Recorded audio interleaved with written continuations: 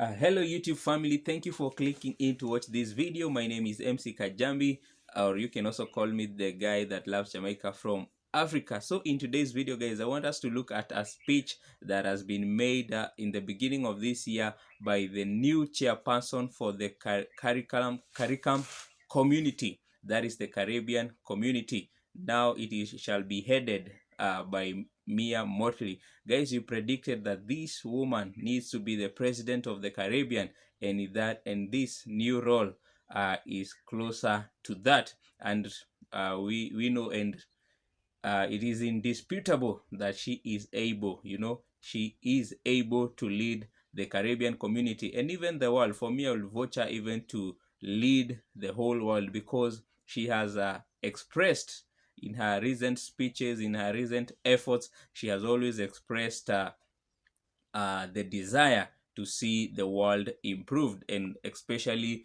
the countries that are termed as developing countries, where a majority of them are mostly in Africa and also in the Caribbean countries. Now guys, without much ado, let us get to watch these videos, then I will come back later with my comments and reaction on what she had to say. With hope, determination, and an unyielding commitment to serve as your chair of CARICOM. Today we stand at the crossroads of immense challenges and extraordinary opportunities. How we act, united as a people and as nations, will define not only this year 2025, but the legacy of our generation. The Caribbean is far more than a geographic space. We know it. It is a living testament to the power of courage, creativity, and our collective strength. Ours is a history marked by resilience, a word that we will have to embrace more and more in our future. Time and again, we have faced storms, both natural and man-made, and risen stronger, more determined than ever, united in shaping our destiny. Especially in this year, as we saw the ravages of Hurricane Beryl make history, not just for the history books, but regrettably in the lives of too many families across our region. I extend heartfelt thanks to the outgoing chairman, the Honorable Dickon Mitchell, Prime Minister of Grenada, for his wise and steady leadership. Together with my fellow leaders, I reaffirm our shared commitment to ensuring the prosperity, security, and well-being of every citizen in our region. A region at an important juncture is what we are.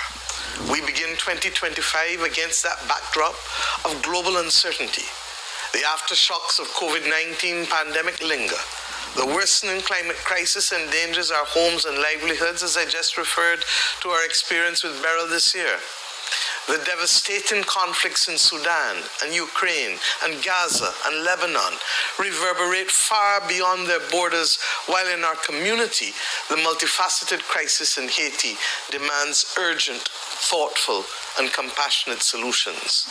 And we pray for the continued stability of our relations between Guyana and Venezuela. These challenges, my friends, test our resolve, but they also underscore the urgency of adaptation, resilience, and bold action. The Caribbean must not only weather these storms, but we must lead in crafting solutions for a changing world.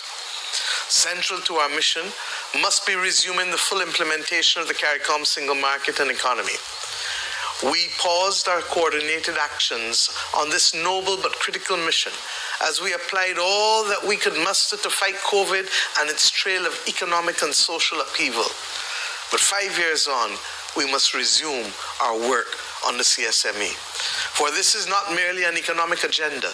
It is a vision of unity and opportunity for small states who know that we can achieve so much more together than we do so individually. Full realization of the CSME, including above all else, yes, the free movement of our nationals, is essential for unlocking the true potential of our people and our economies. So is the necessity for us to attain and go beyond the target that we set ourselves for food and nutritional security, best exemplified by the Vision 25 by 2025 agenda, which we set in 2021.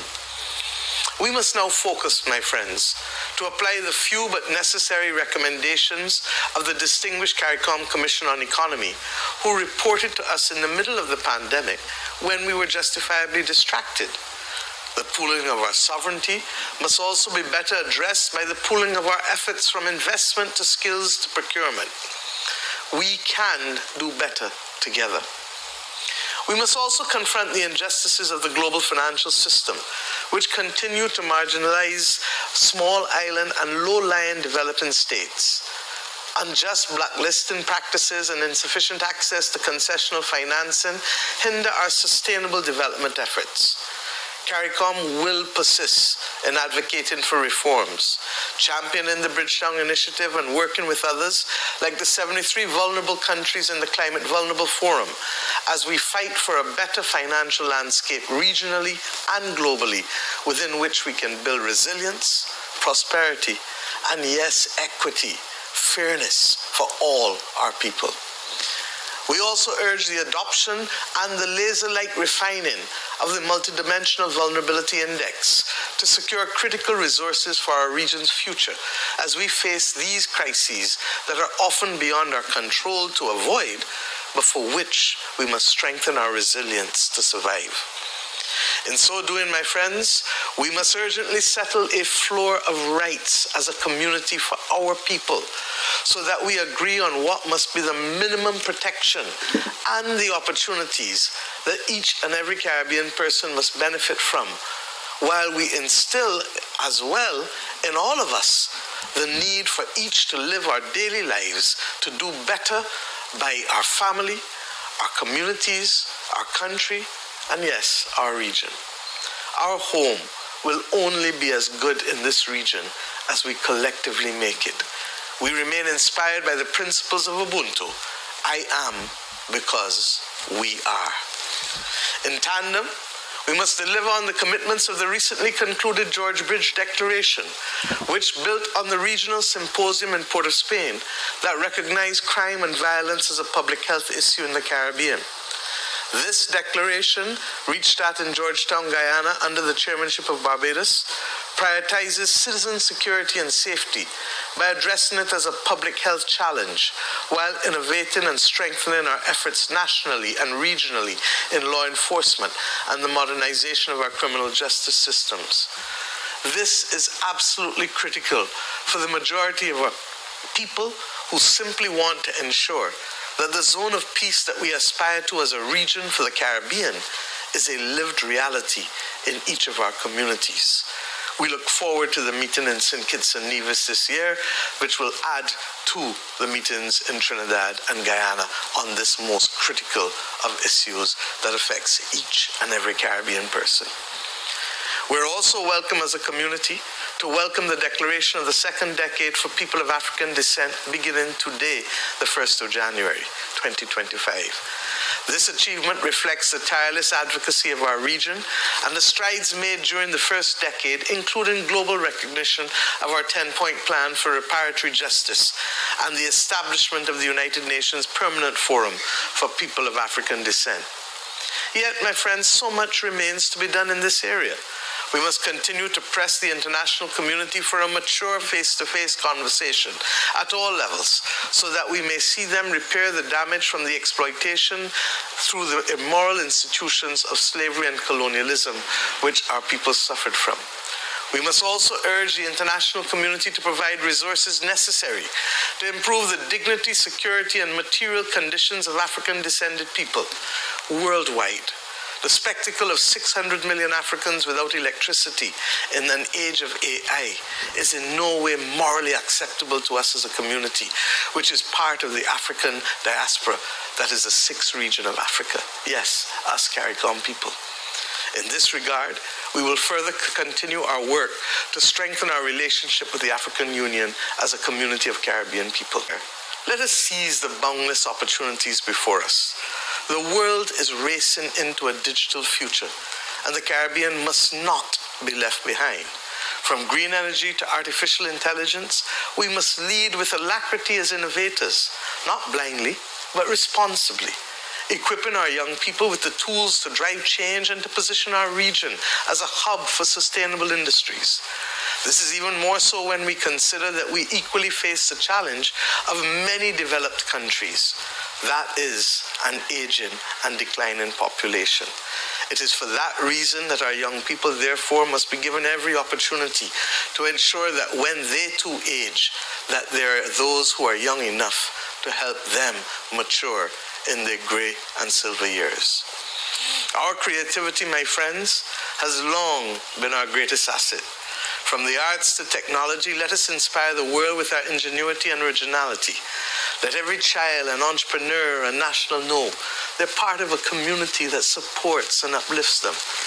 And let us celebrate all that is good and is possible for our Caribbean civilization as we do what we do best in the expression of our Festival of Arts, Carifesta.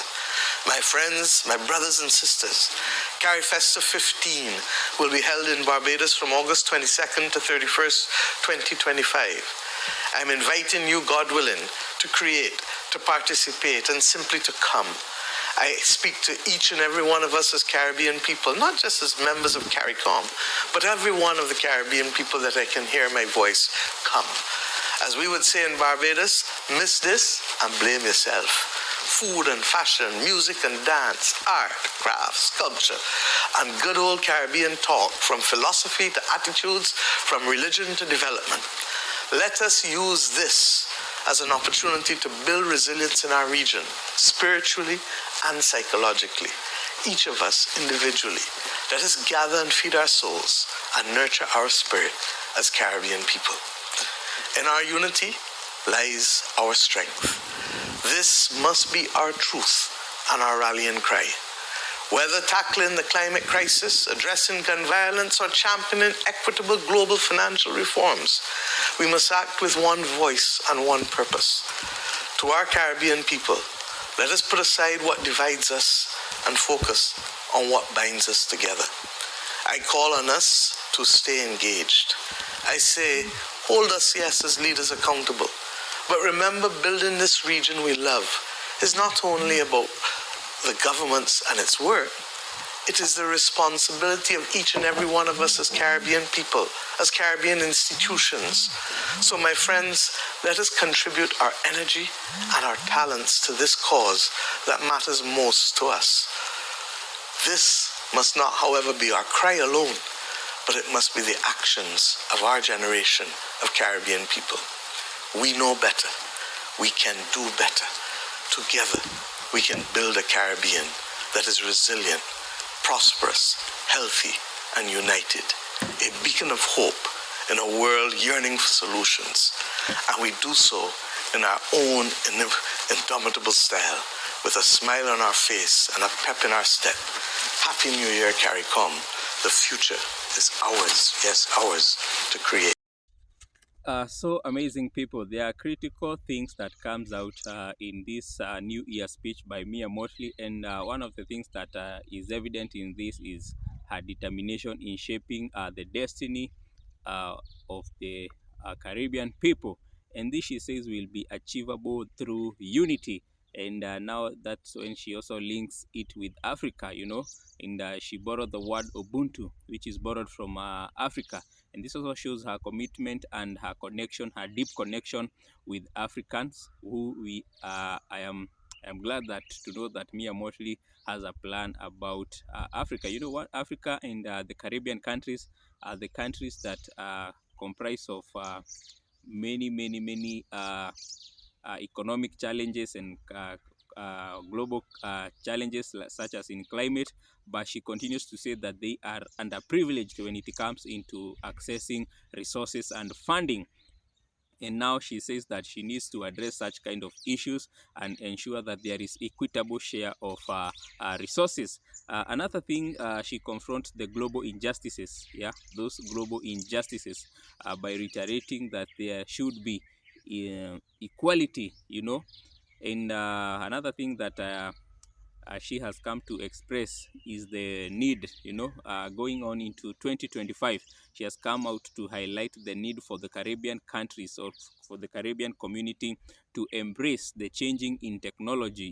Technology is advancing. That includes advancement like in the AI, and she now calls to, AI has brought a lot of challenges. At the same time, it has brought in some benefits, and one thing she continues to urge the people is to see how they can improve and integrate AI and embrace digital transformation.